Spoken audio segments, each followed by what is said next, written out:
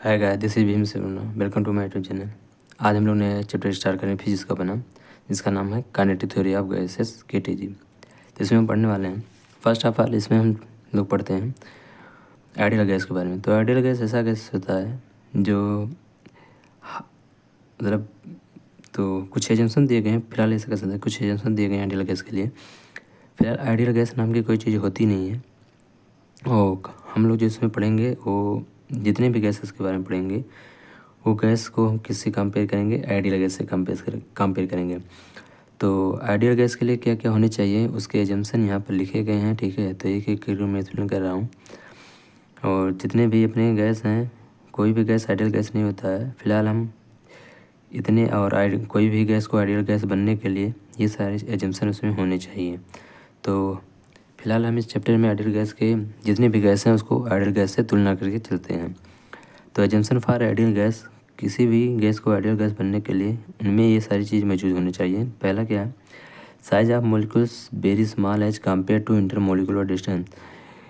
जो कोई भी गैस है उनके बीच का जो इंटरमोलिकुलर डिस्टेंस है, यानी दो मोलिकुल के बीच का जो डिस्टेंस है उससे कम होना चाहिए उनके साइज, मोलिकुल का साइज जो होना चाहिए उनके मोलिकुलर डिस्टेंस के से कम होना चाहिए। उनके बीच मोलिकुल्स के बीच जो मोलिकुलर डिस्टेंस है उससे कम होना चाहिए उस मोलिकुल का साइज, पहला जंक्शन। दूसरा क्या है, molecules are spherical rigid point मास।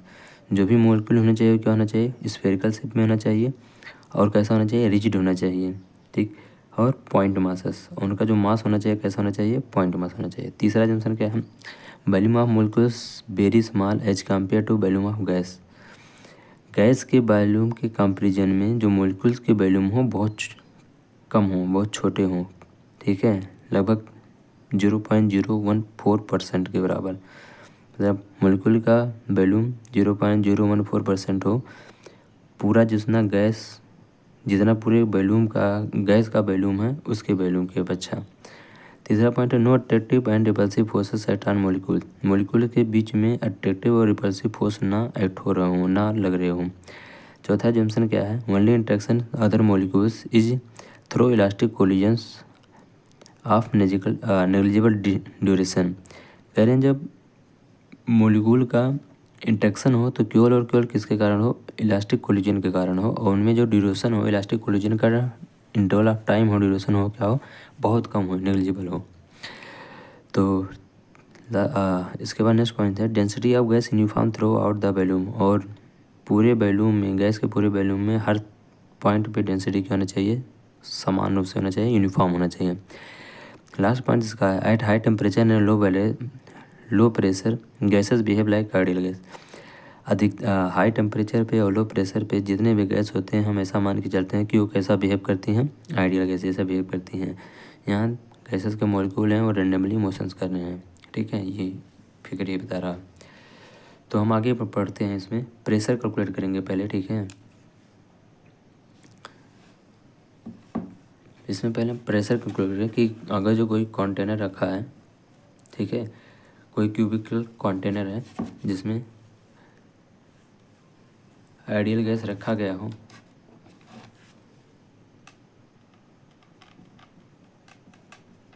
तो उस आइडियल गैस के कारण या गैस के कारण जो भी गैस आइडियल गैस जैसा बिहेव कर रही है उसके कारण उस कंटेनर पे कितना प्रेशर पड़ रहा है उसी को हम लोग यहाँ पर कैलकुलेट कर रहे हैं, ठीक है। तो यहाँ पर आएगा क्या, वैसे इसका वैल्यू जो होता है P बराबर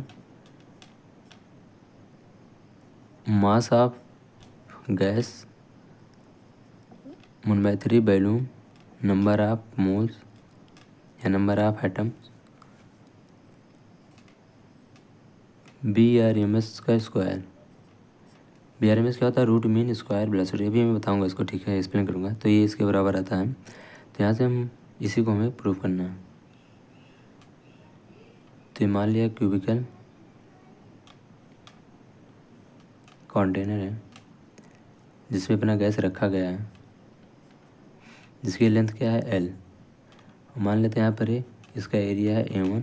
इस वाले कंटेनर का सभी का एरिया सेम आएगा क्योंकि क्यूबिकल है, क्यूबिकल कंटेनर, इसका एरिया A2 है। यहाँ से एक मॉलिक्यूल है जिसका मास, पॉइंट मास क्या है और जाहिर सी बात ढेर सारे मॉलिक्यूल लेंगे और सभी मॉलिक्यूल एक जैसे होंगे, ठीक है, सभी मॉलिक्यूल क्या होंगे, एक जैसे होंगे। अब ये मॉलिक्यूल तो एक्स डायरेक्शन में मोशन कर सकता है, वाई में भी कर सकता है, जेड एक्सिस में, मतलब फ्रीली एक रैंडमली मोशन कर सकता है, इसमें भी, वाई में और जेड में भी, ठीक है। तो यहाँ पर हम एक्स कंपोनेंट को पहले लेंगे, तो इसका जो वेलोसिटी होगा उसका एक्स कंपोनेंट जो होगा, इसके वेलोसिटी का एक्स कंपोनेंट और वाई कंपोनेंट और जेड कंपोनेंट, तीनों कंपोनेंट हम निकाल सकते हैं। तो यहाँ पर एक्स कंपोनेंट को जो देखें हम, तो इसका जो बी एक्स होगा इधर जाएगा, इधर जाने के बाद यहाँ वाल जो कंटेनर का वाल है वहाँ से लड़ेगा और इलास्टिक कोलिजन होगा, वहाँ तक लड़ने के बाद फिर वापस होगा, फिर ये आएगा मान लो और किसी मॉलिक्यूल में जो इसमें गैस रखे हुए हैं, गैस के अन्य मॉलिक्यूल से नहीं लड़ रहा है, यहाँ लड़ने के बाद डायरेक्ट कहाँ गया, इस वाले फेस से लड़ा, A2 एरिया वाले फेस से लड़ा, उसके बाद फिर वापस आया। तो ऐसे इनका कोलिजन हो रहा है इस वाले वाल से इस वाले वाल के बीच। तो यहाँ से हम क्या जो निकालें, मोमेंटम ऑफ मॉलिक्यूल निकालें,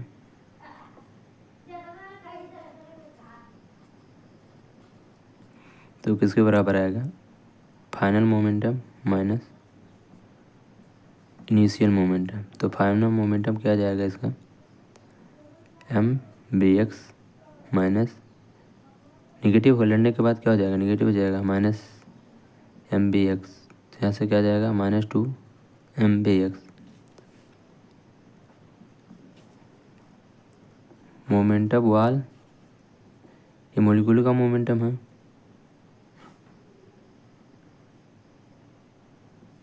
ये किसका मोमेंटम है, वाल। तो ये क्या जाएगा, 2mx आ जाएगा। और यहाँ से यहाँ की लेंथ कितनी है, l। अगर यहाँ पे हम डेल्टा टी निकालें कि ये कोलिजन का जो इंटरवल है कितना आ जाएगा, तो क्या जाएगा,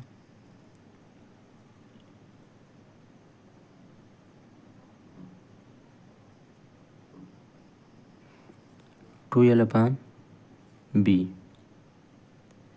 एक्स आ जाएगा, ठीक।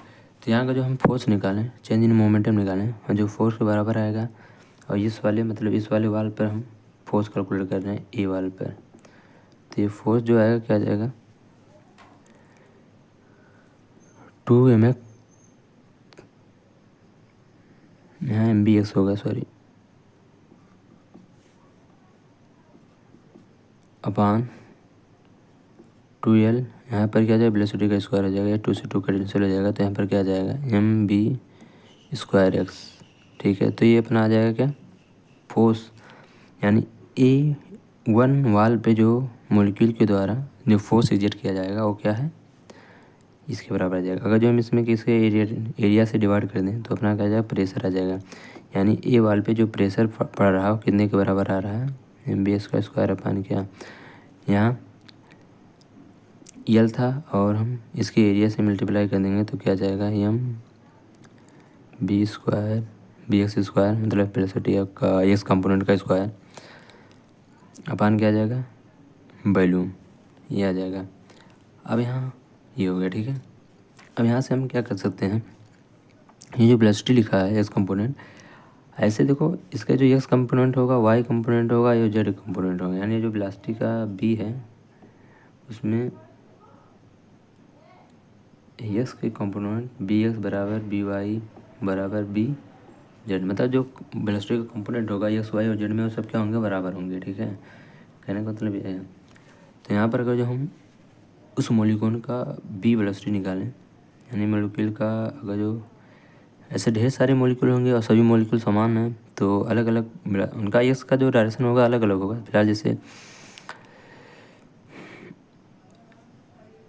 बी स्क्वायर जो एक्स है उसका मतलब ये हो जाएगा कि कोई मॉलिक्यूल है पहला, वो एक्स वन वेलोसिटी से मूव कर रहा है, ठीक है। कोई दूसरा मॉलिक्यूल है वो इस वेलोसिटी से एक्स डायरेक्शन में मूव कर रहा है। ऐसे कोई तीसरा मॉलिक्यूल होगा जो बी एक्स थ्री वेलोसिटी से मूव कर रहा है, किसी का कम ज़्यादा हो सकता है। ऐसे से कहाँ तक आएंगे, बी एक्स एन तक, ठीक। ऐसे ढेर सारे मॉलिक्यूल होंगे। ऐसे ही अगर जो हम बी एवरेज निकालें,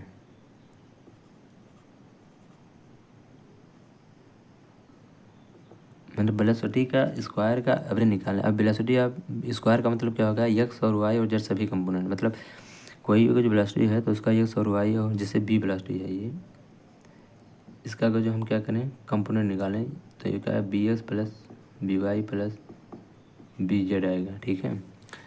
और हमने ये कम कंपोनेंट देखा और ये सब बराबर हो जाएंगे, तो इनका अगर जो हम बी स्क्वायर एवरेज निकालें, मतलब इसी वेलोसिटी का स्क्वायर निकालें और उनका एवरेज निकालें, क्योंकि ढेर सारे से बी वेलोसिटी होंगे सेम मास, मतलब ढेर सारे मास होंगे, सभी वेलोसिटी से बी वेलोसिटी से मूव कर रहे होंगे इधर उधर।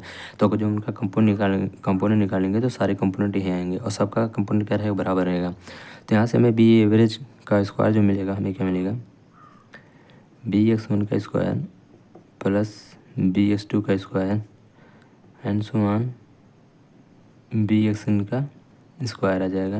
यहाँ पर और क्या मिल जाएगा प्लस बी वाई का वन का square plus B Y two का square plus B Y three, हाँ डॉट डॉट यहाँ पे ऐसे हो जाएगा बी वाई एन का स्क्वायर। और वैसे यहाँ से और क्या मिलेगा प्लस बी जेड वन का square plus B Z two का square dot dot plus B Z N का स्क्वायर, ऐसे भी मिलेगा। तो यहाँ से जगह कम है, यहाँ तो यहाँ लिख दे रहा हूँ। तो यहाँ से हमें क्या मिल जाएगा बी, अच्छा एवरेज निकालते तो टोटल वेलोसिटी अपान कितने मॉलिक्यूल हैं, ऐसे कितने मॉलिक्यूल होंगे एन डिवाइड बाई एन होगा, ठीक है। तो यहाँ से हमें बी एवरेज का स्क्वायर क्या मिलेगा, अच्छा ये सब वेलोसिटी के कंपोनेंट्स इक्वल हैं तो यहाँ पर हम क्या लिख सकते हैं 3 टाइम, जगह कम है तो यहाँ पर मैं इसको मिटा के लिख दे रहा हूँ। यहाँ प्रेशर को रहने दे रहे हैं क्योंकि इसी का बाद में यूज होगा, चलो अभी कैलकुलेट कर लेंगे बाद में, ठीक है। तो ये हटा दे रहा हूँ इसको।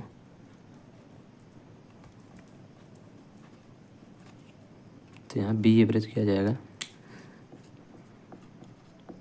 बी एवरेज किसके बराबर आ जाएंगे 3 टाइम बी एस टू का स्क्वायर बी एस एन का स्क्वायर, ठीक,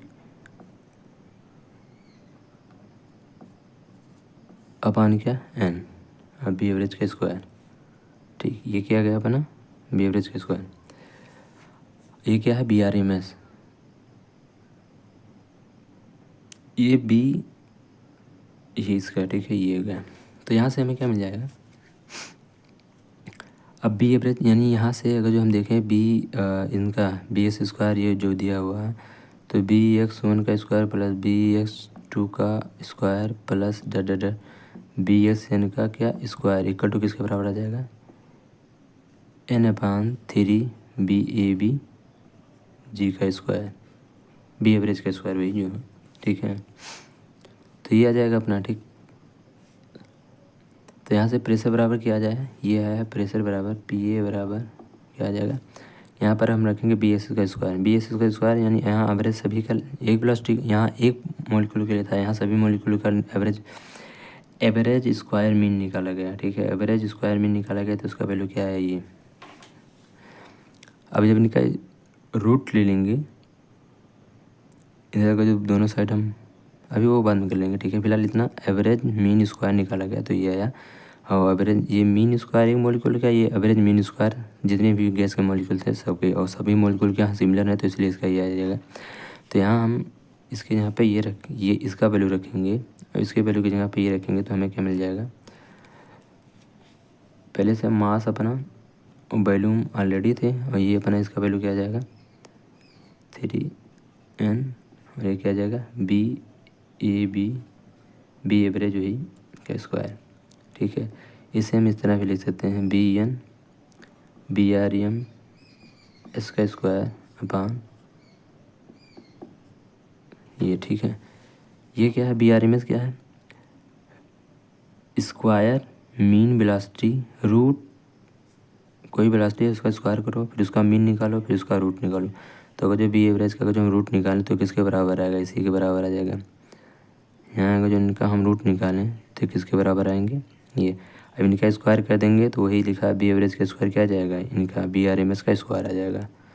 तो इन्हें हम बोलते हैं बी आर एम एस का स्क्वायर होता है रूट मीन स्क्वायर, पहले किसी वेलोसिटी का स्क्वायर करो फिर उसका मीन निकालो फिर उसका रूट निकालो, ठीक है।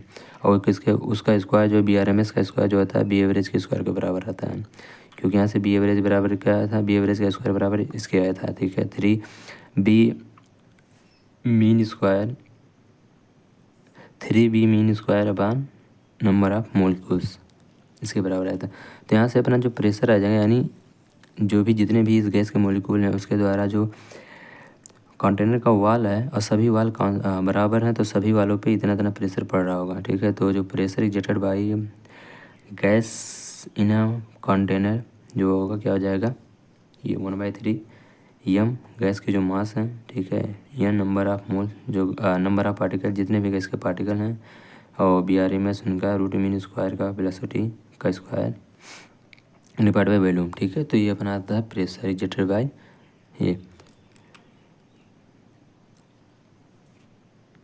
तो यहाँ से हम कह सकते हैं कि किसी भी मॉलिक्यूल का जो BRMS होगा वो डायरेक्टली प्रोपोर्शनल होगा किसके, टेम्परेचर की। तो यहाँ से एक कंक्लूजन निकलता है क्या कि हमारा जो वॉल्यूम फिक्स है, ठीक है, इसका कंटेनर का वॉल्यूम फिक्स रहे और प्रेशर जो डिपेंड करेगा उस पर डिपेंड करेगा। तो फिर अगर जो वॉल्यूम फिक्स है, प्रेशर डिपेंड करेगा टेम्परेचर पे, तो अगर जो BRMS का यानी BRMS को जैसा देखा जाए गैस के जो पार्टिकल हैं उसका जो BRMS और डायरेक्टली प्रोपोर्शनल किसके होगा, टेम्परेचर के। यहाँ से एक कंक्लूजन निकल सकता है, अगर जो इसका कंटेनर का वॉल्यूम फिक्स है तो प्रेशर जो डिपेंड करेगा वो BRMS मॉलिक्यूल का जो एटम या गैस के जो मॉलिक्यूल्स हैं उसके BRMS स्पीड के डायरेक्टली प्रोपोर्शन होगा क्या, टेम्परेचर, ठीक। तो यहाँ से कह सकते हैं नेक्स्ट अपना क्या है, ये कंक्लूजन निकल सकता है। और प्रेशर हम दिख ही रहा, प्रेशर डायरेक्टली प्रोपोर्शनल किसके होगा, MN/V3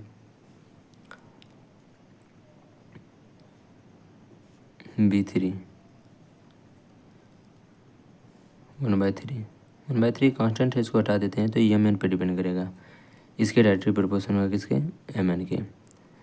MN क्या है, मास ऑफ गैस, और N क्या है, नंबर ऑफ मॉलिक्यूल। जितने इसमें मॉलिक्यूल रहेंगे, नंबर ऑफ मॉलिक्यूल ज़्यादा रहेंगे तो उसके कारण प्रेशर इस वाल पे ज़्यादा एग्जिट होगा क्योंकि मोमेंटम ज़्यादा होगा, तो प्रेशर डायरेक्ट प्रोपोर्शन MN के होगा, ठीक है। तो ये कैलकुलेशन हम लोग निकाल सकते हैं। नेक्स्ट आगे बढ़ते हैं, तो आगे हम लोग क्या देखेंगे,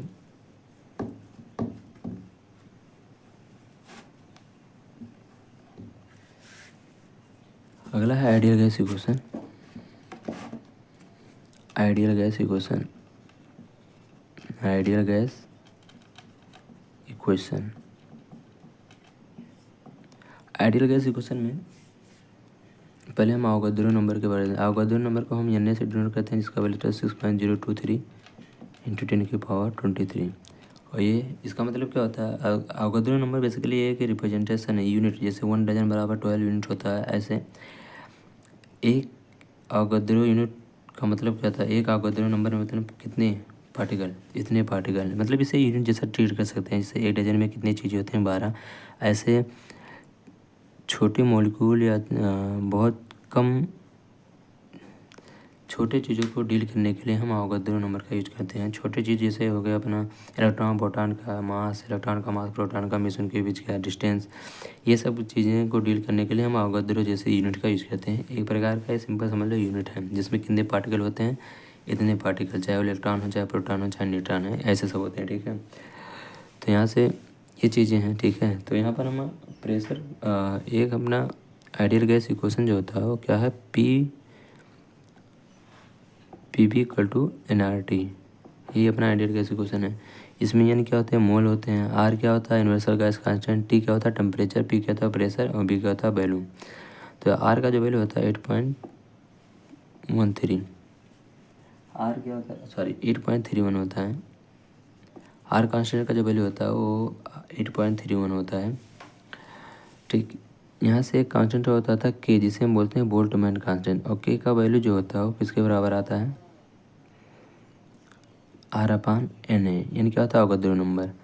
तो यहाँ पर अगर जो हम K का बोला, K क्या है, बोल्टजमैन कांस्टेंट,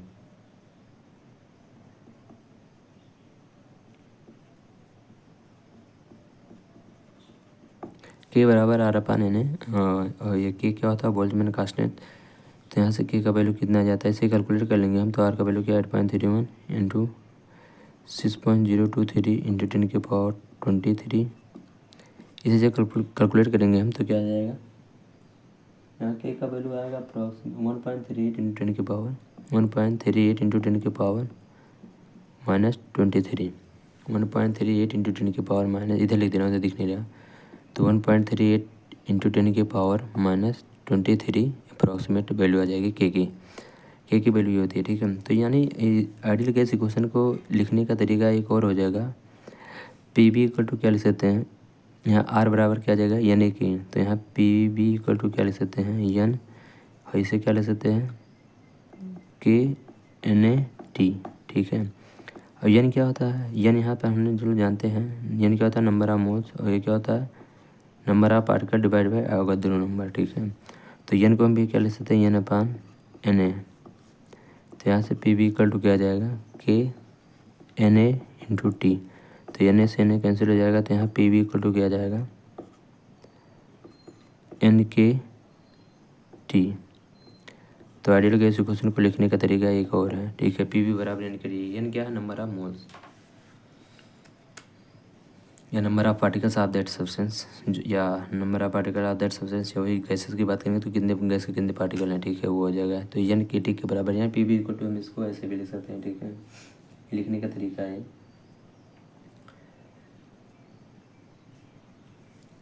होगा जो मिक्सचर ऑफ गैसेस हैं, तो यहाँ पे जो मोल्स आते हैं ये, इसको हम इस तरह भी लिख सकते हैं पी इक्वल टू ढेर सारे मोल ऑफ गैसेस हैं, तो N one plus N two, जिससे अलग अलग प्रकार के मिक्सचर हैं तो उसके एक गैस के कितने मोल हैं दूसरे गैस के कितने मोल हैं, सबका ये N one plus N two वो जुड़ के किसके बराबर आ जाएगा, ठीक है, मोल के बराबर आ जाता है। तो पी इक्वल टू इतने के बराबर आ जाएगा, ठीक है। तो यहाँ पर हम एक क्वेश्चन करते हैं फिलहाल, ठीक।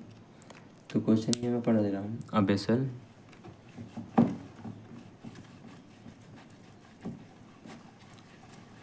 कह रहे हैं वेसल ऑफ बैलून, वेसल का बैलून दिया है 8003 स्क्वायर क्यूबिक सेंटीमीटर है, 0.2 moles of oxygen and 0.4 moles of nitrogen. Oxygen के कितने मोल है 0.2 मोल्स, नाइट्रोजन के कितने मोलिक्यूल हैं 0.6 मोल, 0.4 है 0.6 है 0.4 मोल्स, ठीक। If the temperature is 300 kelvin और टी बराबर कितना है 300 kelvin. Find the total pressure and partial pressure of oxygen and nitrogen gas. तो total pressure, find total pressure and partial pressure of oxygen and nitrogen gas. Total pressure भी निकालना, partial pressure निकालना oxygen और nitrogen का। पहले total pressure देखते हैं, P equal to क्या होता है, P V equal to N R T, यहाँ से करते हैं, ठीक है। यहाँ नंबर ऑफ मोल्स क्या हो जाएंगे 0.2 0.6, तो क्या हो जाएंगे 0.6, आर का वैल्यू 8.31, टेम्परेचर कितना है 300 केल्विन, ठीक। वॉल्यूम कितना है, यहाँ क्यूबिक सेंटीमीटर है तो इसे मीटर में बदलेंगे तो क्या आ जाएगा 3 × 10⁻⁶ मीटर स्क्वायर आ जाएगा, ठीक है। तो यहाँ से प्रेशर जो आएगा, टोटल प्रेशर जो आ जाएगा उसका वैल्यू आएगा 1.8 × 10⁵ आ जाएगा, ठीक है, ये आ जाएगा। अगर पार्शियल प्रेशर आप ऑक्सीजन का लिखेंगे तो क्या आ जाएगा पी बी इक्वल टू, वही वैल्यू तो सबका सेम ही है, ठीक है। यहाँ से क्या कहते हैं 0.2 इंटू एन हो गया, आर कितना 8.31 इंटू क्या 300, यहाँ क्या आ जाएगा वैल्यूम इसका, क्योंकि वैल्यूम तो सभी का सेम ही है, ये हो जाएगा। अगर जो पार्शियल प्रेशर आप नाइट्रोजन का देखेंगे तो क्या आ जाएगा, इसका भी हो जाएगा 0.4, यानी का वैल्यू इसका क्या 0.4, 8.31 इंटू क्या 300 अपन क्या आ जाएगा, ये आ जाएगा, ठीक है। तो ये पार्शियल प्रेशर दोनों चीज़ों का आ जाएगा। तो कोई इनका रेशियो निकालेंगे तो आ जाएगा टोटल प्रेशर का, या ऐसा कैसे टोटल प्रेशर का इनका क्या आ जाएगा, रेशियो निकाल देंगे तो आ जाएगा, क्योंकि टोटल प्रेशर कितना है 1/8। तो यहाँ से अगर जो हम देखें तो इनको इस तरह ऐसे भी कर सकते हैं कि इनका 0.2 डिवाइड बाई 0.6, ऑक्सीजन का इसमें क्या रहेगा कॉन्सेंट्रेशन 1/3, तो टोटल का प्रेशर क्या है पी, यहाँ P/3 आ जाएगा। ऐसा कुछ कर सकते हैं कि ऑक्सीजन का जो प्रेशर हो जाएगा इसके बराबर आ जाएगा टोटल प्रेशर डिवाइड बाई 3, इसका क्या आ जाएगा 2/3, तो ये इसके बराबर आ जाएगा अप्रॉक्सीमेट, टोटल प्रेशर का इतना आ जाएगा। तो ये हम लोग कर लेंगे, ठीक है। तो ये फिलहाल अपना हो गया नेक्स्ट क्वेश्चन, ठीक है। आगे बढ़ेंगे, हम लोग करेंगे इसको सॉल्व करेंगे, वहाँ से भी आ जाएगा, इसको सॉल्व करेंगे यहाँ से आएगा। हमने कैलकुलेशन किया है कि पूरा इन्हीं के कारण पूरा मतलब यही तो क्लोज है कंटेनर में, तो इनका क्या हो जाएगा 0.6 का अगर जो कंप्लीट रेशियो करे तो क्या जाएगा यहाँ पर 1/3 आ जाएगा, जो टोटल प्रेशर का 1/3 पार्ट आएगा। तो इसी को इसलिए हमने बराबर किया। यहाँ पर क्या जाएगा 4 2 6, 4/3 करेंगे तो कितना आ जाएगा 4/6 करेंगे तो 2/3 आ जाएगा। तो यहाँ पर 2/3 आ जाएगा, तो ये क्या आ जाएगा 1/3 टोटल प्रेशर का। तो यहाँ से पार्शियल प्रेशर ऐसे भी निकाल सकते हैं या पूरा टोटल करके निकाल सकते हैं, ठीक है। तो इसके बाद हम लोग क्लास में मूव करते हैं। फिलहाल आज के लिए इतना रखते हैं, ठीक। Thanks for watching.